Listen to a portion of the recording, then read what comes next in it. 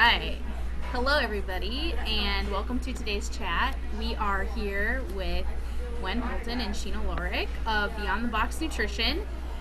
They're kind of our experts in our nutrition for Strong Moms Barbell Club, and today we've got a couple of common questions that I get from moms on a regular basis that I'm sick of answering myself. No, I'm kidding.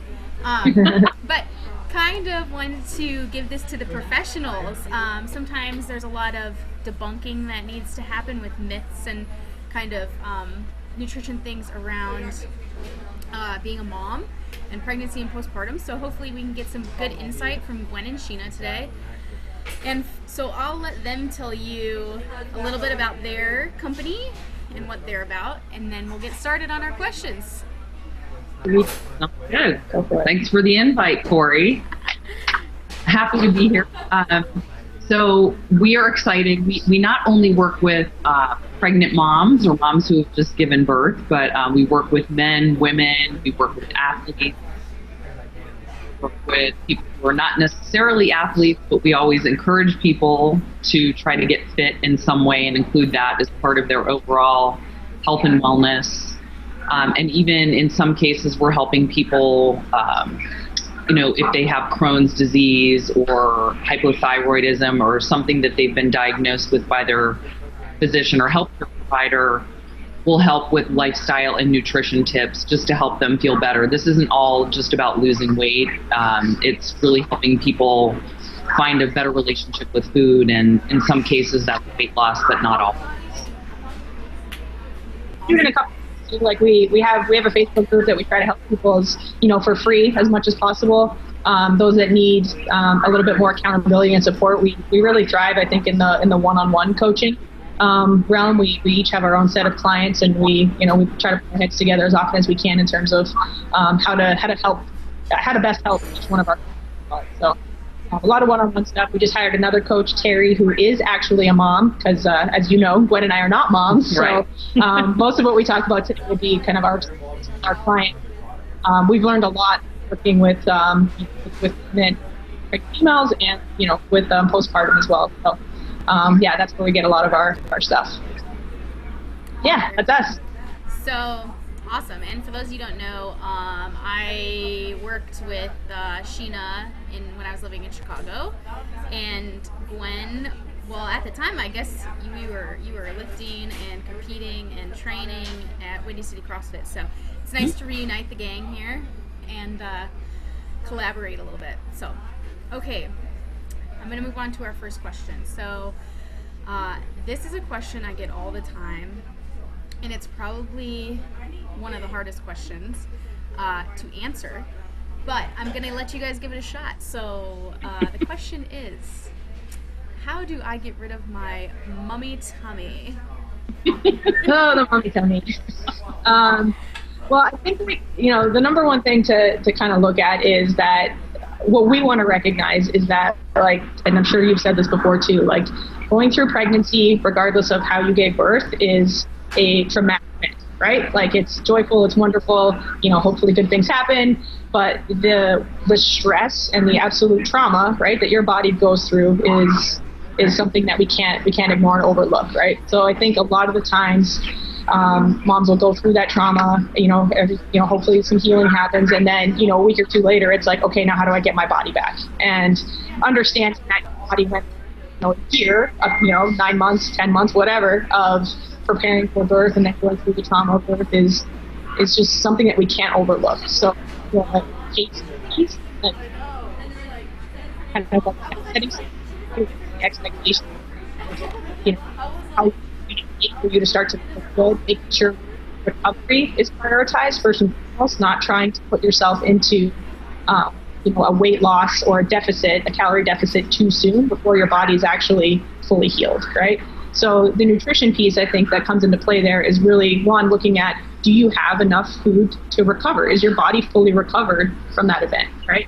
And obviously I'm kind of talking about, postpartum being pretty close here, but if you're a mom that's, maybe you gave birth 3 years ago and you're still kind of feeling like you got the tummy, those are two different situations, obviously. So, I think, one, first addressing being a brand new mom, understanding that patience is key.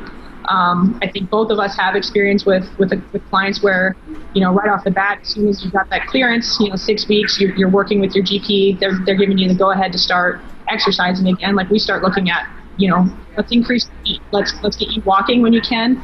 Let's try to encourage you to sleep, which we know is, that's not always happen, right? That's always a fingers crossed. If that does happen, it's awesome. But, we start with walking. We start with, like, obviously the pelvic floor stuff that I'm sure you're doing your best to educate your clients on. And then we're making sure that there's enough calories there to support. Ask our clients to report a food log, see what you're currently taking in, so that we can address, first and foremost, are you getting enough food? What is that level of food? Are you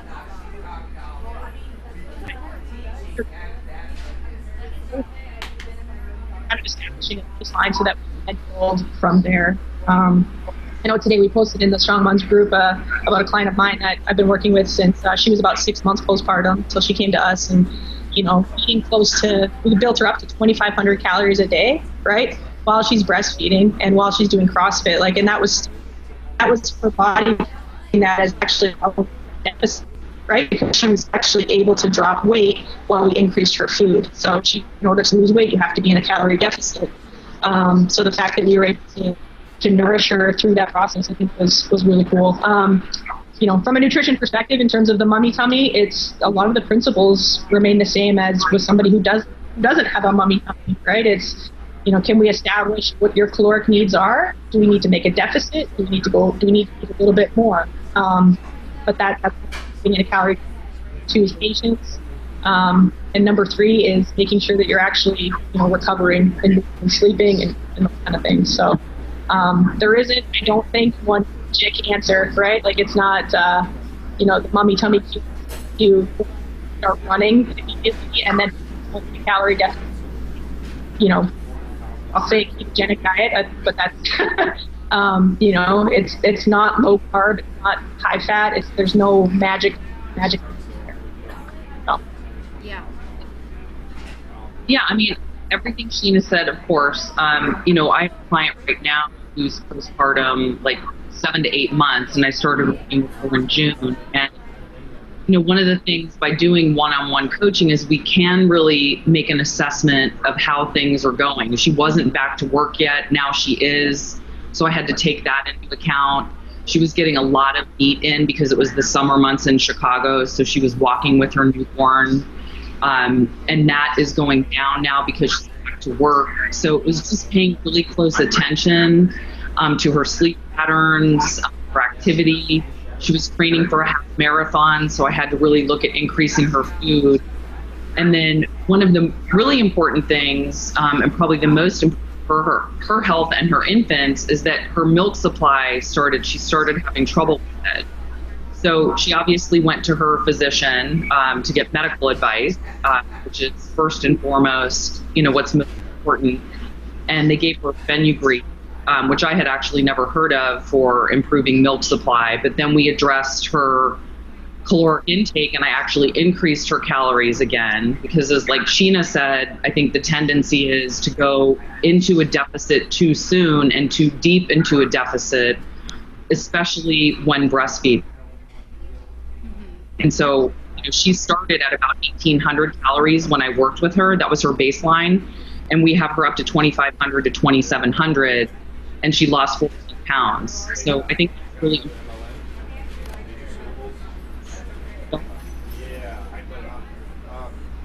Going into a deficit is you have to look at what the needs are of your body, physiologically, physically, and because a woman's breastfeeding, that requires a lot more energy. So that's all we have to look at. Right. And definitely, we always talk about slow is better in regards to postpartum. Like, most moms want the mummy tummy gone now, but in reality, there's a lot of behind-the-scenes fixing that kind of needs to happen and healing before you can start really dropping into those deficits. Right. So, and I think, like you said, at the expense of breast milk or at the expense of,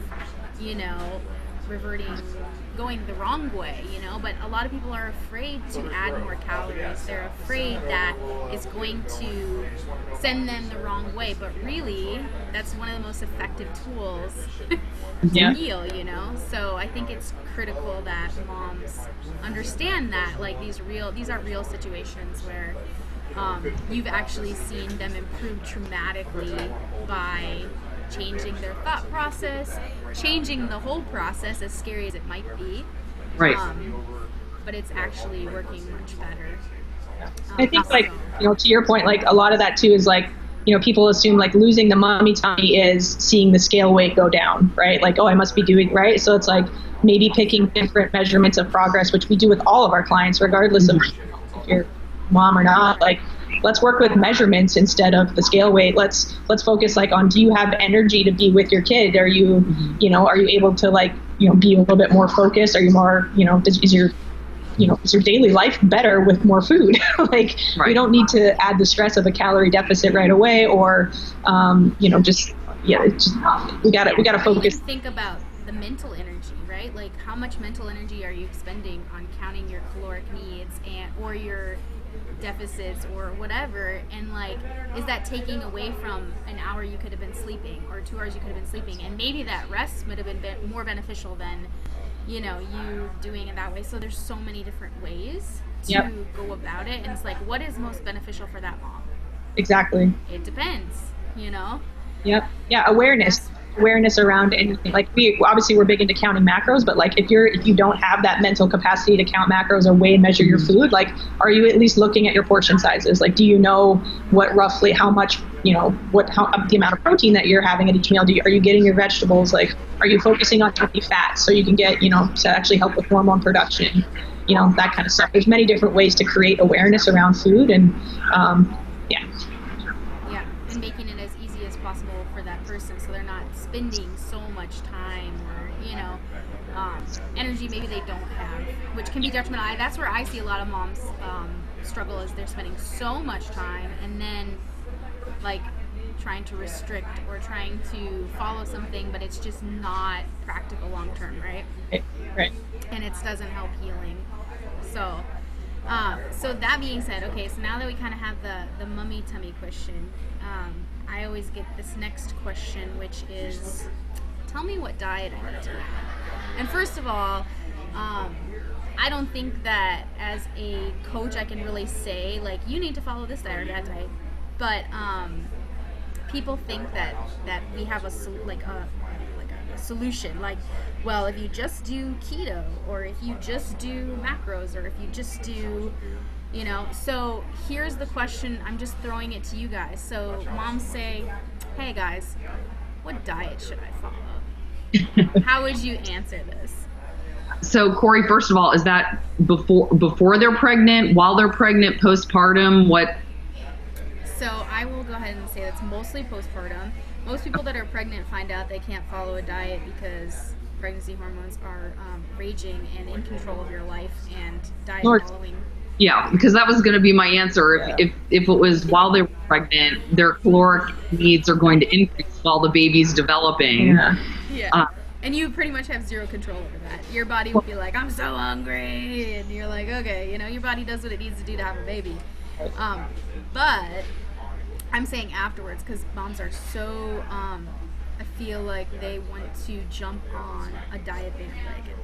Yeah, I think, well, we just talked about 2 cases, one client for each of us, where, and I just want to emphasize it again in case people didn't hear it the first time.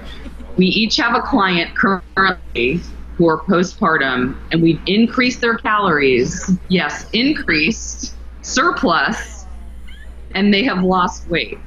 So it's time to shift your focus from looking at all the things you've learned over the years as an adult, probably starting in adolescence, where we always equate caloric deficit as losing weight.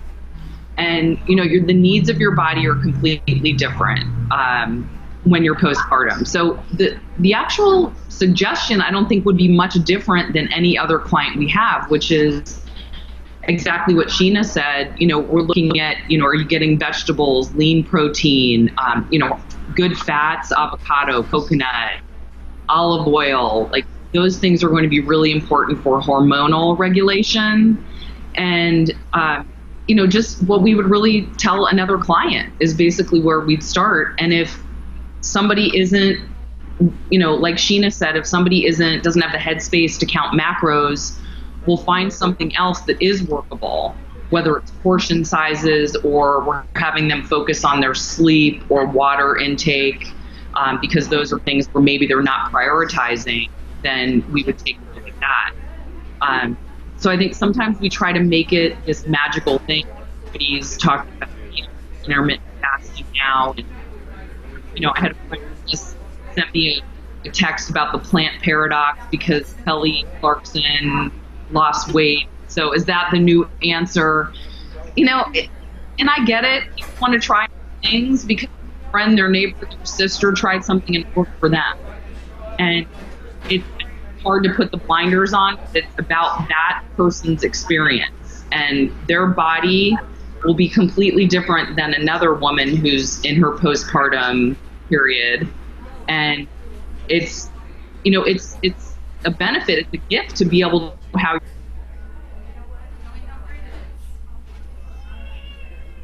then empower to continue along that journey. And we want to guide people there, but what works for you may not work for somebody else. So just a great place to start is lean protein, vegetables, some denser carbohydrates, sweet potatoes, quinoa, oatmeal, and then the healthy fats. We don't want going into a deficit. I think that's the other important thing. Still being a little bit of a surplus after you deliver. So. Yeah, I think, like, to sum up what Gwen said, it's like it probably shouldn't have a name. It should have a name. Any diet that has a name, for us, it's more of a strategy to be implemented or can be implemented at any time, right? Intermittent fasting should be a strategy. Keto should be for, somebody that's maybe having trouble with blood sugar regulation. Carbs should be the same thing. Like, eat as many carbs. Like, let's break down, like, what is low carb? What that means. Like, low carb for me is anything with 100 grams of carbs, but I also transitioning from keto, so I'm trying to get hard, right? So, I the coolest part to me is when one of our clients tries to describe, if they get asked what diet are you on, they're like, well, you see, what I do is I eat my food, and like, they don't know how to describe, because we don't have this elevator pitch of what they do, because it's so individual to them, right? And they eat according to their needs. So, yeah. And I think the unique thing too is that you guys have people who are also training at a rather high level. So that plays another huge part in healing, because that's another added stress on the body. So not only do you have like hormone stuff going on, probably sleep and whatnot, but also some training stimulus that you're trying to offset as well. So so if anyone that's listening to this, like, these guys definitely are working in multiple factors for each person, right? So it's very unique to the person. All right, so finally, we're not going to go over too much. I have so many follow-up questions for everything that we just went over, but we'll save that for another day. I could just keep going and going, but we'll leave everyone today with what is your number one piece of advice that you'd like to give to expecting or new moms about nutrition? Second moms? Oh, both? Sorry. Yeah, either expecting or new moms. Like, what is your, and maybe this is more not just for moms, but maybe just for people in general. Like what's one thing that you've seen people make changes that just has a dramatic effect on their life and their health? I think, like, me, it's I want people to, if someone were to come to me and like say, okay, like, what's the best thing I can do? I would say probably tell me what you think you know about nutrition. Tell me what your beliefs are, what you believe to be true, what you've heard through Instagram. But that is, so let's start with what your biases are. I'll tell you what my biases are, and then let's find a place to kind of meet in the middle and have you understand that, you know, N equals 1. Like, you are a unique individual in this, and that it may take some time to kind of find out what your true nutrition needs are. But you shouldn't fit in a box, right? Which hence our name, right? We want to go beyond that. We don't think that you should fit into a low carb box or a keto box or, you know, a certain caloric whatever box. Like, so the advice is to like be open-minded, to think critically about, you know, why do I believe that sweet potatoes are the best food in the world and that I should never eat white rice? Like, why do I believe that? And be open to being educated and possibly thinking that there's a lot more. You know, we're here to kind of share our information. But I think that taking nutrition as like a journey and something that is just meant to be more of a patient approach every day, you know, dates, end dates, and this. Yeah, I think to me it's more of a mindset thing. It's not really about these magical foods or magical nutrition prescriptions or Yeah, definitely. Hang on, it's just cutting out a little bit. Hopefully it'll come back here. Right. A little poor connection here. Sorry about that. Okay. Let's see. Can you guys still hear me okay? A little bit? Yeah, ranting. Okay. So I'm glad you're here. I'm glad I came. I love this. all right, we've got lots of people in our chat today. Real life, baby. Right? So, yeah, I think that's super important, like the individuality of it all, but also like the mental training that goes along with nutrition. Just, you know, following a plan online and stuff normally doesn't work, because mentally, what are you doing to stay, you know, relevant with your body? And so that's why the coaching is so critical for the mental game of it. Because really, I think more than anything, this is just my opinion, that it's more mental than it is what you're actually eating. Yes. So I think that's super interesting. But so Gwen, do you have any like foolproof advice that you like? Foolproof. If we had that, It's not closed though. I think that story is mindset. I think I underestimated how much mindset played a role in nutrition, and that, you know, I've asked clients if they've dealt with similar things in other areas of their life, whether it's their relationships at home or at work. The way they approach nutrition is the way they approach other areas of their life. So I don't play therapist, but I do ask questions like Sheena talked about to understand what their belief system is around nutrition and food. Because if we don't uncover that and, you know, really find out where people are and what their mindset is, you know, even just finding out what their expectations are. Do they expect to lose 15 pounds in 6 weeks? I had a client, or a potential client, come to me and ask me to help her lose 15 pounds to go to Vegas because she wanted to be in a bathing suit. She had some other things going on, like was dealing with the loss of her father, and, you know, it wasn't about food. So, you know, I always encourage clients, like, what are you going to say to yourself when you hit a plateau, or when you eat something you didn't want to eat, or you had only planned to have 2 drinks at that party and you had 4? Like, they need to have some type of positive self-talk to get them through that hurdle, because that will come up time and time again. It's like life, right? You're going to run into situations where you're run into something difficult. How do you overcome? How do you make sure you're resilient and get back on track and learn from that experience so it can take you through, hoping that next time it's not as stressful, or you have a few solutions to get you through that hurdle. So that's something I focus on a lot. Yeah, that's huge. So huge. I think a lot of times too, just talking through the nutrition stuff with somebody who knows kind of what they're doing is critical. Like, we don't ever give ourselves time to talk about it, like talk about your, you know, like where you're at or what you believe, or, you know, all that stuff. So Yeah. That's awesome. All right, so we'll wrap things up today.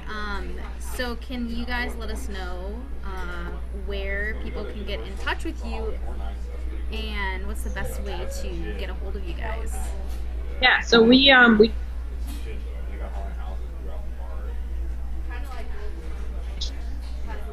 nutrition, Instagram, we have a page as well. You can reach out to Gwen or myself. Like, we're answer every email we get. So Sheena at beyondtheboxnutrition.com, and then Gwen at beyondtheboxnutrition.com, and we're also online at Beyond the Box Nutrition.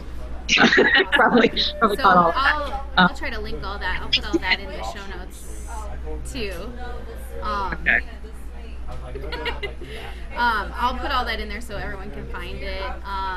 And also, I believe we're doing a deal right now where if your strong moms are involved with strong moms, you're going to get a discount with Beyond the Box Nutrition. So it's definitely worth sending that email and getting, talk with Gwen or Sheena about what you want to accomplish. Yeah, I think that's about it. Thank you.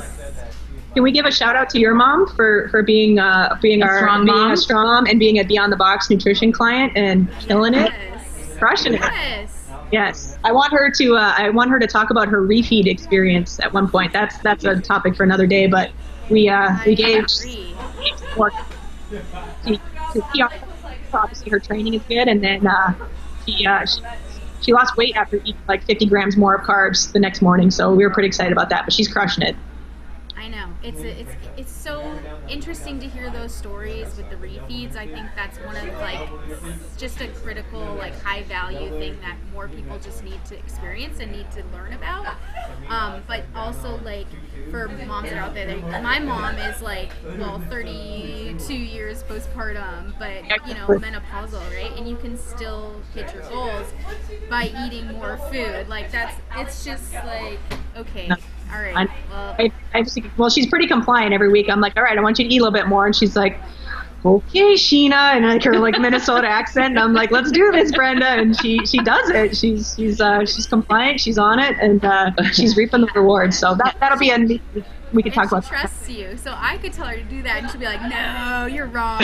You can tell her to do that, and she'll listen to you. That's the beauty of having a nutrition coach. I'm trying to use that to my advantage too, and tell her early arm bend on her cleans too. So anytime you say early arm bend, I'm like, Brenda, that early arm bend, it's got to go. So tag team. So awesome. Yeah, tag team. No, it's a good combo. We got the training and get the nutrition, and definitely awesome to see the progress. So. Yeah. Kudos to her. Good job. Yeah, awesome. Yay. Cool. All right, thanks for having us. I'm going to drop the recording. Thank you guys so much. And we will talk to you soon.